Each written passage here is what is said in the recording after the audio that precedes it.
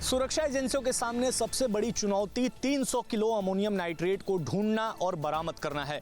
आपको बता दें, दिल्ली ब्लास्ट के कनेक्शंस लगातार फरीदाबाद से जुड़ते हुए नजर आ रहे हैं।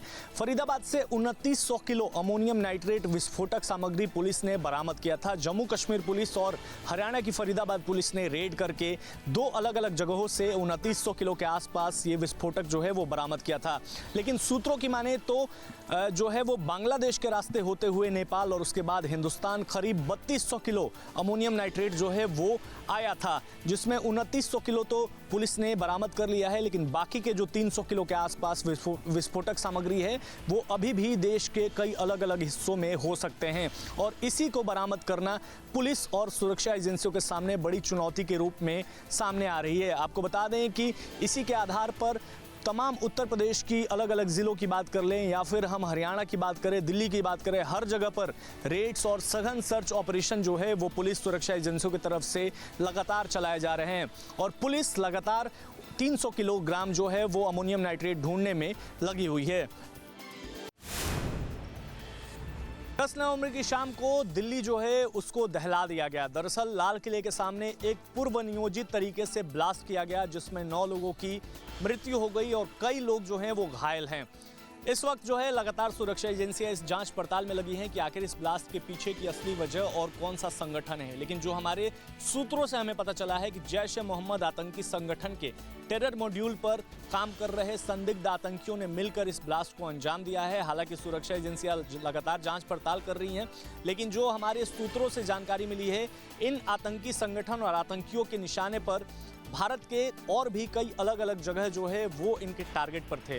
खासकर धार्मिक स्थल जैसे उत्तर प्रदेश का अयोध्या, वाराणसी वो इनके टारगेट पर था। उसके अलावा देश की राजधानी दिल्ली की अगर बात करें तो दिल्ली का इंडिया गेट, दिल्ली के और तमाम लुटियंस इलाके का जो कनॉट प्लेस की बात कर ले या जहां भीड़ भाड़ होती है वो भी इनके टारगेट पर था और लगातार ये रेकी करते हुए नजर आ रहे थे।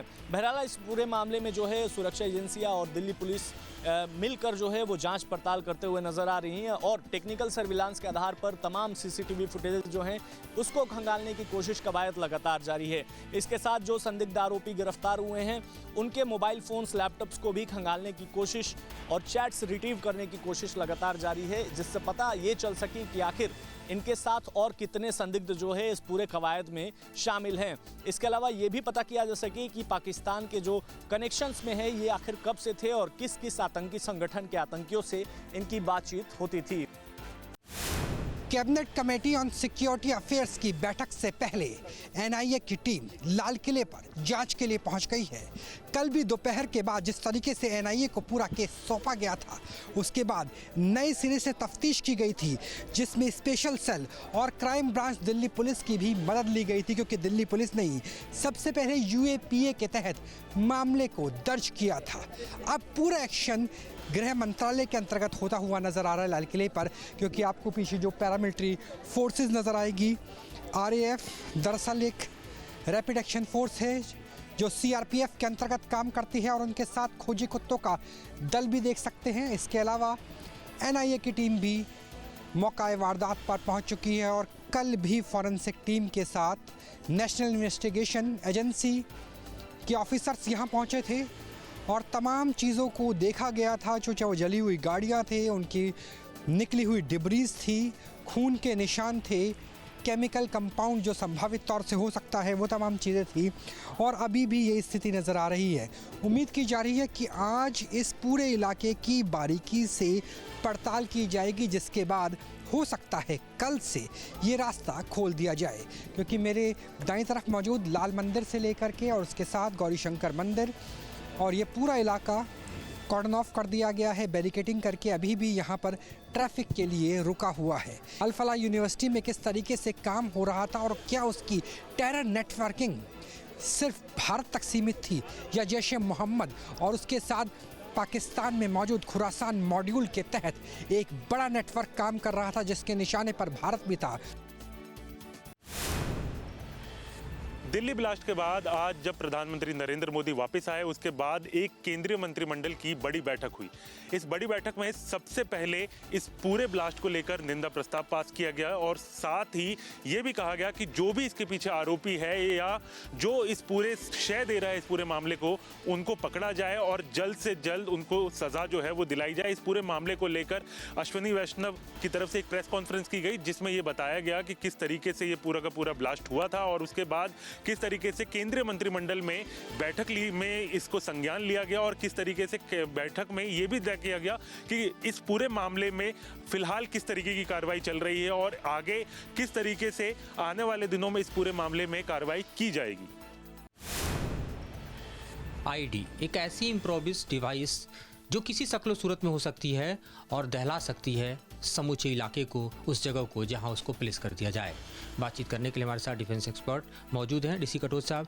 कटोच साहब, एक खिलौना से लेकर एक कार तक कुछ भी हो सकता है। ये जो आईडी की हम बात करते हैं तो किस तरह के एक्सप्लोसिव की बात होती है, किस तरह के केमिकल्स और कंपोनेंट्स जो हैं वो आईडी बनाने के काम आते हैं? देखिए, जब हम बोलते हैं किसी चीज़ जैसे खिलौना बन सकता है ऑल दैट, इसका सिर्फ मतलब है कि आपने हाई एक्सप्लोसिव एक कॉम्पैक्ट तरीके से कहीं पर लगा दिया है। अब ये हाई एक्सप्लोसिव PEK हो सकता है, TNT हो सकता है, RDS हो सकता है, या जैसे एक बॉम्ब ब्लास्ट था और जो कार में ब्लास्ट हुआ है, अमोनियम नाइट्रेट भी हो सकता है। यहाँ पर ज़रा हम एक बार देखने की कोशिश करते हैं कि किस तरह के आईडीज़ को हम लोग यहाँ लोकेट कर सकते हैं। और ज़ाहिर तौर पे अगर हम देखें तो इस एनिमेशन में ये दिखाने की कोशिश की गई है कि एनीथिंग कुड बी आईडी और वो हिडन हो सकता है। कोई भी ऑब्जेक्ट जो है वो आईडी के तौर पे इस्तेमाल किया जा सकता है और आतंकी ऐसा करते हैं, चाहे आप मिलिट्री ऑपरेशंस के दौरान देखें या फिर इस तरह के टेरर एक्ट के दौरान देखें। तो ये दरअसल आईडी का जो फॉर्मेशन है इसे कैसे देखा जाए? देखिए, आईडी बेसिकली अगर आप देखोगे, फ़र्ज़ करो एक बैग पड़ा हुआ है, जैसे अभी यहाँ पर एक बैग पड़ा है। अब जाके कोई फौजी आता है या कोई सिविलियन आता है, वो बोलते हैं अरे बैग है, उसने उठा लिया। उसमें एक प्रेशर स्विच होता है नीचे, अंदर एक्सप्लोजिव है, डेटोनेटर है, जैसे मैंने बोला। तो जैसे आपने उसको उठाया तो प्रेशर स्विच एक्टिवेट हो गई और प्रेशर स्विच एक्टिवेट हो गई तो वो धमाका हो गया और वो मर गया। दूसरा उस प्रकार के होता है कि ज़मीन के ऊपर आपने बेरी किया है। ये जो सर कंटेनर काइंड ऑफ दिखाई दे रहा है, इस तरह की चीज़ें जो बन के आती हैं किसी भी चीज़ में, हर एक चीज़ में असूल जो है वो वही है। या तो उसमें प्रेशर स्विच हो गई, राइट, जो प्रेशर हटाया जाए या लगाया जाए, राइट, या कोई और इलेक्ट्रॉनिक इनिशिएशन का सिस्टम होगा। बेसिकली इनिशिएट, कुछ ना कोई इनिशिएटर चाहिए। पुलिस राकेश साउथ के साथ मोहन कुमार। दिल्ली ब्लास्ट में जो I-20 कार खरीदी गई थी, जिसके ऊपर लगातार रॉयल कार जोन के आरोप लग रहे थे, वहीं पर हमारी मौजूदगी है और यहाँ के मालिक का साफ तौर पर कहना है कि OLX के थ्रू उनकी डील हुई, जो डील लगभग 20 मिनट के अंदर में फाइनल हो गई। यानी कहा जा सकता है कि 4 बजे ये पूरी डील समाप्त हुई और 4:20 पर गाड़ी का जो प्रदूषण है उसका सर्टिफिकेट भी मिल जाता है। साफ तौर पर आज यहाँ पर अमित पटेल पहुँचे, जो car zone, royal car zone जिसके मालिक हैं। उन्होंने साफ तौर पर कहा कि ये जो डील है वो 20 मिनट के अंदर में समाप्त हुई थी और कैश पेमेंट बाकायदा लिया गया था। अमीर रशीद जो पुलवामा का रहने वाला है, उसने अपना आधार कार्ड और पैन कार्ड दिया था। साथ साथ 2 लोग आए थे, यानी कि जो प्रदूषण के अंदर में जहाँ पर जांच होती हुई गाड़ी की नज़र आती है, वहाँ 3 लोग नज़र आते हैं वीडियो में, लेकिन यहाँ पर मात्र 2 लोग आए थे। लेकिन दूसरे का जिक्र भी शायद छुपाने की कोशिश की गई है। तो वहीं अमीर रशीद जिसने अपने डॉक्यूमेंट्स दिए, उसने गाड़ी ली और एक साथ पूरा राशि धन एक साथ दिया, यानी कि पूरा कैश दिया और फिर 20 मिनट के अंदर में गाड़ी यहाँ से टेस्ट ड्राइव के लिए निकलती है, टेस्ट होती है और फिर तत्काल वो गाड़ी 20 मिनट के बाद प्रदूषण कराने के लिए पहुंचती है। 20 मिनट में गाड़ी का प्रदूषण होता है। इतना ही नहीं, उस गाड़ी पर पहले इसी जगह पर गाड़ी ख़रीदने से पहले चालान भी हुआ है। हालांकि क्राइम ब्रांच के साथ साथ दिल्ली पुलिस के अलावा हरियाणा पुलिस के साथ NIA तमाम जांच करती हुई नज़र आ रही है। तमाम जांच एजेंसियां जो हैं अब वो एक एक पहलू को जोड़ने की कोशिश कर रही हैं और कनेक्शन निकाल रही हैं कि किस किस का क्या क्या कनेक्शन निकल सकता है। जांच लगातार जारी है, क्या कुछ निकल के सामने आएगा ये देखने वाली बात होगी। वीडियो जर्नलिस्ट जयराम के साथ Syed Wasli, News State, Faridabad. Alpha University के अंदर में लगातार जो पुलिस की गाड़ी हैं वो आपको देखने को मिल रही होंगी। लगातार यूपी एसटीएफ की बात की जाए तो उनकी गाड़ी, एटीएस की गाड़ी, हरियाणा एसटीएफ की गाड़ी, दिल्ली क्राइम ब्रांच की गाड़ी और साथ ही साथ में एनआईए की गाड़ी यहाँ पर अभी सीधा अंदर दाखिल हो चुकी है और वहीं पर जाने की तैयारी हो रही है। जो बिल्डिंग नंबर 17 है, कमरा नंबर 13 है, जहाँ से जो अन्य साक्ष्य, खासतौर से जो डिजिटल उपकरण है जिनको एनआईए और एटीएस ने अपने हाथ में लिया था, दोबारा वहीं पर दस्तक लगाने की सूचना आ रही है और वहाँ से एक एक चीज़ को दोबारा से फिर अपने साक्ष्य के आधार पर और प्रमाण के आधार पर दोबारा से जांच करती हुई नजर आएगी, क्योंकि एक एक बिंदु पर लगातार जांच की जा रही है। क्योंकि शाहीन की बात अगर की जाए तो लगातार उसका जो पूरा नेटवर्क है वो इसी यूनिवर्सिटी, अल फलाह यूनिवर्सिटी का से निकलता हुआ माना जा रहा है और यहाँ से क्या क्या कनेक्शन है इसको लेकर के यूपी से लेकर के हरियाणा और हरियाणा से लेकर के दिल्ली और दिल्ली से लेकर के इस यूनिवर्सिटी के एक एक उस अंग को पहचानने की कोशिश की जा रही है, उस साक्ष्य को जुटाने की कोशिश की जा रही है जो जांच के लिए साक्ष्य बन सके। एक एक उस प्रमाण को अब जो दिल्ली पुलिस है, यूपी एसटीएफ है, एटीएस है, हरियाणा एसटीएफ है, वो लगातार और जांच एजेंसियां हैं वो सभी अपनी निगाह बनाए हुई हैं और कमरा नंबर जो 13 है जिसके अंदर में शाहीन का खास तौर से पूरे रहने का वहाँ पर उसके सामान की व्यवस्था है, डिजिटल उपकरण थे सारे के सारे, जिसमें लैपटॉप के बाद मोबाइल के बाद हार्ड डिस्क, तमाम जिनको अपने पास जांच एजेंसियों ने लिया है उसमें से भी अब क्या क्या कुछ निकल के सामने आएगा ये देखना होगा। और उसी कमरे के अंदर में ऐसी सूचना आ रही है कि उसी कमरे में तमाम जांच एजेंसियां और पुलिस विभाग की अन्य टीमें सभी वहां पर दाखिल हो चुकी हैं और एक एक बिंदु को तलाशने की कोशिश कर रही हैं कि जांच में स्पष्ट हो सके कि आखिरकार और क्या क्या चीज़ें, क्या क्या सुराग अभी और कुछ हाथ लग सकते हैं, ये देखना होगा। फरीदाबाद से विस्फोटक सामग्री की बरामदगी और उसके बाद दिल्ली में हुए धमाके के बाद जहां जांच एजेंसियां आतंकियों के नेटवर्क को तोड़ने में जुटी है, नेस्तनाबूद करने में जुटी है, वहीं यूपी के कई जिलों से व्हाइट कॉलर डॉक्टरों को अरेस्ट किया गया है। उनकी पूछताछ पे आधार पर कई अहम खुलासे हो रहे हैं और उनमें सबसे बड़ा खुलासा ये है कि इन व्हाइट कॉलर डॉक्टरों को पश्चिमी यूपी के अंदर सहारनपुर में एक मिनी रिक्रूटमेंट सेंटर बनाने की जिम्मेदारी दी गई थी। जैश ए मोहम्मद के द्वारा इन डॉक्टरों को ये रिक्रूटमेंट सेंटर बनाने की जिम्मेदारी दी गई थी और डॉक्टर अदील अहमद जो सहारनपुर से ही श्रीनगर पुलिस और सहारनपुर पुलिस की सहायता से गिरफ्तार हुए थे, वह श्रीनगर के अतनांग में जेएमसी हॉस्पिटल को छोड़कर सहारनपुर में इसीलिए आए थे कि वे यहाँ पर एक रिक्रूटमेंट सेंटर की तलाश कर सके, उसे बना सके, जिससे कि वह यहाँ पर पढ़ने वाले जो दीनी तालीम का ये हब कहा जाता है सहारनपुर, तो यहाँ बड़ी ही आसानी से वह शिकार मिल पाते जिन्हें वह ब्रेन वॉश करके अपनी आतंकवादी गतिविधियों के अंदर बड़ी ही आसानी से शामिल कर सकते थे। कानपुर से न्यूज स्टेट के लिए मैं सोहेल गौर। जैश ए मोहम्मद की महिला विंग की कमांडर डॉक्टर शाहीन का कानपुर से गहरा ताल्लुक है। कानपुर के जीएसवीएम मेडिकल कॉलेज में वह असिस्टेंट प्रोफेसर के रूप में तैनात हुई थी। 2006 में उनकी नियुक्ति हुई थी और उसके बाद वह यहाँ पर विभागाध्यक्ष भी बनी। फार्माकोलॉजी विभाग में उन्हें विभागाध्यक्ष बनाया गया।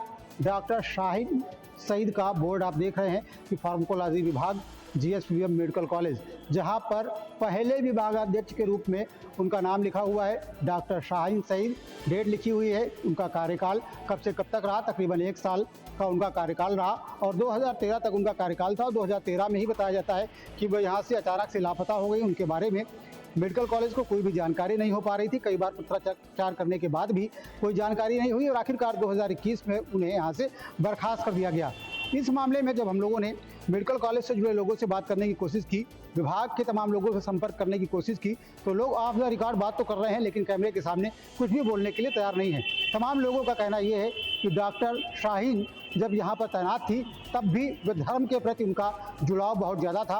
वह हिजाब पहन करके रखती थी और कई बार देखा यह गया है कि वो धार्मिक गतिविधियों की वजह से तमाम अपने ज़रूरी कामों को छोड़ दिया करती थी। Shyam Tiwari, News State, Kanpur. दिल्ली धमाके के तार आगरा के एसएन मेडिकल कॉलेज से जुड़ते हुए सामने आ रहे हैं।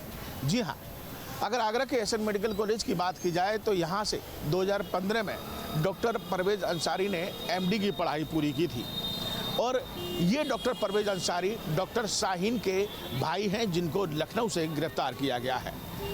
डॉक्टर शाहीन की अगर बात करें तो डॉक्टर शाहीन जो महिला कल लखनऊ से गिरफ्तार की गई थी इस ब्लास्ट के बाद, वो इस पूरे मामले में बहुत बड़ी संदिग्ध भूमिका निभाती हुई नजर आ रही थी और उनके तार तमाम डॉक्टरों से जुड़े हुए थे। और इस घटना के बाद तमाम खुफिया एजेंसियां लगातार गिरफ्तारी कर रही हैं, कई लोगों से पूछताछ जारी है। इसमें तमाम डॉक्टरों को भी गिरफ्तार किया गया है और कल इसी कड़ी में एसएन मेडिकल कॉलेज में 2015 में एमडी की पढ़ाई पूरी करने वाले डॉक्टर परवेज अंसारी जो डॉक्टर शाहीन के भाई हैं उनको गिरफ्तार किया गया और उनसे पूछताछ की जा रही है। अगर डॉक्टर परवेज अंसारी की बात की जाए तो एमडी की पढ़ाई पूरी करने के बाद 2016 में उन्होंने यहाँ से सीनियर रेजिडेंट का काम किया और इसका काम पूरा करने के बाद उन्होंने यहाँ से इस्तीफा दिया और 2016 में वो यहाँ से चले गए। उसके बाद से लेकर वो लगातार किसके संपर्क में थे, कहाँ उन्होंने काम किया, इसकी जानकारी नहीं मिल पाई है, लेकिन तमाम पूछताछ जो है वो खुफिया एजेंसियां कर रही हैं। लेकिन जब एसएन मेडिकल कॉलेज के 2015 बैच के इस छात्र की गिरफ्तारी की जाती है तो जाहिर सी बात है कि उसके बाद तमाम तार जुड़ते हुए दिखाई दे रहे हैं। तमाम खुफिया एजेंसियां अब एसएन मेडिकल कॉलेज के तमाम उन लोगों से पूछताछ कर रही हैं जो परवेज अंसारी के संपर्क में थे। तो कई लोगों की पूछताछ जो है अब आगरा से भी की जा सकती है। तो कुल मिलाकर देखा जाए तो दिल्ली ब्लास्ट में जिस तरीके से लगातार सामने आ रहे हैं, तमाम डॉक्टर्स की नाम सामने आ रहे हैं और तमाम संदिग्ध जो है वो सामने इस समय दिखाई दे रहे हैं, क्योंकि लगातार सरकार इस बात पर कहती है कि किसी भी दोषी को बख्शा नहीं जाएगा और उसी कड़ी में लगातार गिरफ्तारियां हो रही हैं, जिसमें एसएन मेडिकल कॉलेज के इस एमडी छात्र का नाम भी शामिल हो चुका है। वीडियो जर्नलिस्ट विकास के साथ आगरा से विनीत दुबे, न्यूज उत्तर प्रदेश। मैं मौजूद है पुलवामा के कोयल इलाके में, जहां पे डॉक्टर मुजम्मिल और डॉक्टर उमर रहता है। ये अगर हम पुलवामा की बात करेंगे, इससे पहले पुलवामा जो है आतंकियों का गढ़ माना जाता था, लेकिन यहाँ पे जो है आज बड़े बड़े डॉक्टर जो है वो यहाँ पे नजर आ रहे हैं आतंकी संगठन के साथ। लेकिन पूरी तरीके से अगर डॉक्टर मुजम्मिल की बात करेंगे तो डॉक्टर मुजम्मिल को जो है पूरी तरीके से फ़ोन को जो है खंगाला जा रहा है। उस फ़ोन में जो कुछ फोटोग्राफ्स मिले हैं जो कि दिल्ली में अलग अलग लोकेशन जो है वो यहाँ पे नजर आ रहे हैं। और उसके साथ साथ आपको बता दूं कि सूत्र के मुताबिक ये कहा जाता है कि 26 जनवरी पे जो है दिल्ली में लाल किले पे जो है बड़ा सा आतंकी हमले जो है वो यहाँ पे करने जा रहा था। लेकिन आज बाज़ाब्ता तौर पर जो है अलग अलग खुलासे जो है वो यहाँ पे देखने को मिल रहे हैं, क्योंकि फोन को जो है पूरी तरीके से पुलिस जो है वो यहाँ पे खंगाल रही है।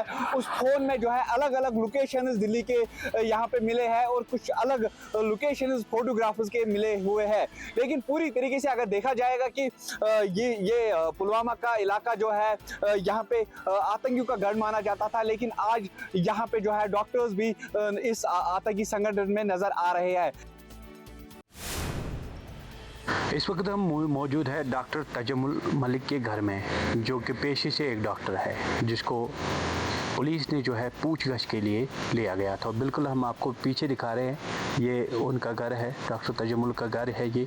और यहाँ पर अभी जो है कोई भी घर का सदस्य मौजूद नहीं है। लेकिन अगर बात करते हैं इस जो रेड फोर्ट के पास जो एक्सप्लोजन हुआ है, उस एक्सप्लोजन से बाद जो रिएक्शन हमें देखने को मिली, खासकर दक्षिणी कश्मीर में जो है काफ़ी सारे जो है पूछताछ चल रही है, कुछ अरेस्ट भी हुए हैं और ख़ासकर जो है पूछताछ अभी भी जारी है। अभी काफ़ी सारी कड़ियाँ जो है मिलाई जा रही है। अब देखने वाली बात होगी कि आने वाले वक्त में जो है क्या कुछ सामने निकल के आता है। दिल्ली धमाके के बाद पूरे देश में आक्रोश देखा जा रहा है आतंकियों के खिलाफ। अगर आगरा की बात की जाए तो हिंदुवादी संगठनों ने यहाँ पाकिस्तान का एक पुतला जलाया है और यहाँ पर एक पोस्टर पर लिखा है कि जो भी आतंकवाद के शरणार्थी हैं उन खिलाफ कार्रवाई लगातार की जाए। इसके अलावा यहाँ पर एक आक्रोश देखने को मिला हिंदुवादी संगठनों का। उन्होंने पाकिस्तान के खिलाफ जमकर नारेबाजी करी और कहा कि हिंदुस्तान एकजुट है और रहेगा। यही बात करते हैं। देखिए जिस तरीके से आतंकवाद के ऊपर दिल्ली के अंदर आतंकवादी हमला हुआ है, असल में क्या है, ये मदरसे जो हैं और मस्जिद है, ये इनकी पाठशाला है। यहीं से इमाम इनको पाठशाला में ट्रेनिंग दी जाती है, उसके बाद ये आत्मघाती दस्ता बनते हैं। हमारी सरकार से मांग है, इनको आप सरकारी मेहमान मत बनाओ। जो 7 आपने पकड़े हैं इनका आप एनकाउंटर करो, इनको सफाई करो, इनको सरकारी मेहमान मत बनाओ, क्योंकि कल को अखिलेश और राहुल गांधी जब सरकार इनकी बनेगी तो इनको रिहा करेंगे, और रिहा करने के बाद इनको सरकारी नौकरी भी दी जाएगी। तो सरकारी खर्चा बढ़ाने से अच्छा है इनको एनकाउंटर करके इनका सफाया कर दिया जाए। तो बिल्कुल देखिए, आतंकवाद के खिलाफ आगरा से आवाज़ उठ रही है। या हिंदुवादी संगठन इस बात को कहते हैं कि जिन लोगों को दिल्ली धमाके के दौरान गिरफ्तार किया गया है, उनके खिलाफ कड़ी से कड़ी कार्रवाई सरकार को करनी चाहिए। ऐसे लोगों को मेहमान बनाकर नहीं रखना चाहिए, वरना आगे भी इसी तरीके की गतिविधि देखने को मिलती रहेगी। ऐसे लोगों के खिलाफ सख्त से सख्त कार्रवाई कर इन्हें फांसी की सजा सुनानी चाहिए। वीडियो जर्नलिस्ट विकास के साथ आगरा से विनीत दुबे, न्यूज स्टेट उत्तर प्रदेश। सोमवार शाम 6:52 पे जब से दिल्ली लाल किले के सामने I-20 कार से ब्लास्ट हुआ, उसके बाद से लेकर दिल्ली पुलिस लगातार चेकिंग अभियान चला रही है। जितने भी बॉर्डर हैं जो दिल्ली से सटे हुए हैं, उन पर पूरी तरह से चेकिंग अभियान चलता हुआ नजर आ रहा है। लोग जो अपनी गाड़ियों से निकलते हैं, उनकी गाड़ी की आरसी चेक की जा रही है, पोल्यूशन चेक किया जा रहा है, यहाँ तक कि इंश्योरेंस की कॉपी भी चेक की जा रही है। तमाम जो गाड़ी हैं उनको रोका जा रहा है। फरीदाबाद से लेकर के अगर दिल्ली के लाल किले तक की बात की जाए तो एक एक गाड़ी की आरसी डीएल पूरी तरह से चेक हो रहा है। बड़े पैमाने पर चेकिंग अभियान चलता हुआ नज़र आ रहा है और दिल्ली पुलिस के आला अधिकारी भी लगातार रोड पर गश्त करते हुए नज़र आ रहे हैं। वहीं पूरी गाड़ियों को सर्च किया जा रहा है, डिग्गी से लेकर के जो गाड़ी के अंदर में जो जैकेट्स होती हैं उनको भी खुलवाया जा रहा है और पूरी बारीकी के साथ एक एक चीज़ को चेक किया जा रहा है। साथ ही साथ जो लोगों के बैग हैं उनको भी देखा जा रहा है। किसी प्रकार की कोई भी चूक दिल्ली पुलिस इस बार नहीं चाहती है कि फरीदाबाद से लेकर के जितने भी बॉर्डर दिल्ली के अंदर में एंटर करने वाले होते हैं उन सभी पर चेकिंग अभियान है। ख़ास तौर से लगातार दिल्ली पुलिस के जो जवान हैं वो पूरी तरह से चेकिंग अभियान चलाते हुए नज़र आ रहे हैं। साथ ही साथ वोटर आईडी कार्ड, आधार कार्ड वगैरह भी चेक कर रहे हैं। और अब देखना यह है कि लगातार सख्ती पूरी तरह से बढ़ती हुई नज़र आ रही है। लगातार चेकिंग अभियान चल रहा है, तमाम गाड़ियों की जो है तलाशी ली जा रही है और चेकिंग अभियान के दौरान में अगर कोई भी चीज़ उनको संदिग्ध लगती है तो उसको भी अपने पास दिल्ली पुलिस के कर्मचारी रख लेते हैं और साफ तौर पर पूरी गाड़ी को सर्च करने के बाद ही भेजा जाता है। वीडियो जर्नलिस्ट जयराम के साथ सैयद वसली, न्यूज़ स्टेट फरीदाबाद। दिल्ली के लाल किले के पास बम ब्लास्ट होने के बाद पूरे महाराष्ट्र में या मुंबई में पुलिस बंदोबस्त बढ़ाया गया है और जगह जगह के ऊपर पुलिस मोबाइल वैन रहे या फिर पुलिस की जो टीम है वो मौजूद रहती है। मुंबई में 26/11 हमला जब हुआ था तो अजमल कसाब और उसके साथी जो है यही इस रास्ते से मुंबई में दाखिल हुए थे और मुंबई पर हमला किया था। यहाँ कप परेड पुलिस थाने के अंडर में ये जगह आती है और कप परेड पुलिस थाने की ओर से यहाँ पुलिस बंदोबस्त जो है वो बढ़ाया गया है। इसी सागर के किनारे से अजमल कसाब मुंबई में आया था। आप देख सकते हैं कि यहाँ भारी पुलिस बंदोबस्त जो है वो यहाँ रखा गया है और यहाँ आप देख सकते हैं कि सीसीटीवी जो है यहाँ सीसीटीवी भी तैनात किए गए हैं और यहाँ जो पुलिस चौकी है वहाँ पुलिस बंदोबस्त जो है वो बढ़ाया गया है और पुलिस जो है वो चौकन्ना है। मंत्रालय रहे, सीएसटी, छत्रपति शिवाजी महाराज टर्मिनस रहे या सिद्धि विनायक मंदिर रहे या मुंबई में जो भी शेयर मार्केट रहे या बड़ी इमारतें और इम्पोर्टेंट जो इमारतें हैं उनके यहाँ पुलिस बंदोबस्त जो है वो बढ़ाया गया है। दिल्ली बम ब्लास्ट के कुछ तार जो है महाराष्ट्र के मुंब्रा में मिले हुए दिखाई दे रहे हैं और इसी को लेकर पूरे मुंबई में पुलिस बंदोबस्त जो है वो बढ़ाया गया है। और इस बंदोबस्त के बाद 24 घंटे जो पुलिस वैन है, मोबाइल वैन है या पुलिस की टीम है वो निगरानी रख रही है। वीडियो जर्नलिस्ट कामेश के साथ विलास अठवले, मुंबई। बॉलीवुड अभिनेता धर्मेंद्र का इलाज बीते कई दिनों से मुंबई के ब्रीच कैंडी अस्पताल में चल रहा था, लेकिन सोमवार के दिन उनकी तबीयत ज्यादा बिगड़ने की खबर से उनके फैंस घबरा गए और प्रार्थनाओं का दौर शुरू हो गया। शाहरुख, सलमान जैसे बॉलीवुड के बड़े बड़े दिग्गज स्टार्स धर्मेंद्र को देखने के लिए अस्पताल पहुंचने लगे, लेकिन जब परिवार ने बताया कि धर्मेंद्र पाजी का इलाज सही तरह से चल रहा है और वो अब रेस्पॉन्ड कर रहे हैं, तो उनके चाहने वालों ने राहत की सांस ली। आखिरकार बुधवार सवेरे ब्रीच कैंडी अस्पताल ने धर्मेंद्र पाजी को डिस्चार्ज कर दिया और डॉक्टरों ने जानकारी दी कि उनका आगे का इलाज अब घर पर ही चलेगा। ऐसे में एक बार फिर से उनके फैंस उनके जल्द स्वस्थ होने के लिए लगातार प्रार्थनाएं कर रहे हैं। वीडियो जर्नलिस्ट सिद्धेश वाजके के साथ पंकज मिश्रा, न्यूज स्टेट, उत्तर प्रदेश, उत्तराखंड। जहां भक्ति है हर शब्द में, कथाओं में छुपे हैं दिव्य रहस्य और ज्योतिष देता है जीवन को दिशा। धर्म से जुड़ी हर बातों को जानने के लिए हमारे चैनल स्तुति को सब्सक्राइब करें। चैनल पर जाने के लिए इस लिंक पर क्लिक करें।